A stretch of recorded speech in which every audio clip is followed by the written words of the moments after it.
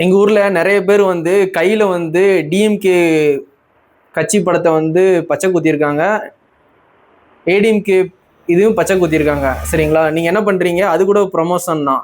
அவங்க கையில் இருக்க பச்சையை பார்த்து நிறைய பேர் ஓட்டு போட்டுறக்கூடாதுல்ல, இவங்க இவ்வளோ நல்லவங்களா இருக்காங்க, ஒரு நல்ல லீடராக இருக்காங்க, இவங்களுக்கு ஓட்டு போட்டுறக்கூடாதுல்ல, அது கூட ப்ரொமோஷன் தான். நீங்கள் என்ன பண்ணுறீங்க? எலெக்ஷன் முடிகிற வரைக்கும் அவன் கையை வெட்டிடுங்க. வெட்டிட்டு எலெக்ஷன் முடிஞ்சதுக்கு அப்புறம் வந்து அவனுக்கு பிளாஸ்டிக் சர்ஜரி பண்ணி கொடுங்க. அது கூட ப்ரொமோஷன் தான். சரிங்களா? மற்ற கட்சி படத்தெல்லாம் வந்து கையில் போட்டு சுற்றுறாங்கல்ல, அது கூட ப்ரொமோஷன் தான். சரிங்களா? அதை பார்த்து கூட வந்து அவங்க வீட்டில் உள்ளவங்க, பக்கத்தில் உள்ளவங்க, இந்த ஏரியாவில் உள்ளவங்க கையில் பச்சை குத்துற அளவுக்கு வந்து இப்படி இருக்காங்கன்னா அந்த கட்சிக்கு வந்து ஓட்டு போட ஹைலி சான்ஸ் இருக்குது. இது எலெக்ஷன் டைமு, யாருமே வந்து ப்ரொமோஷன் பண்ணக்கூடாது.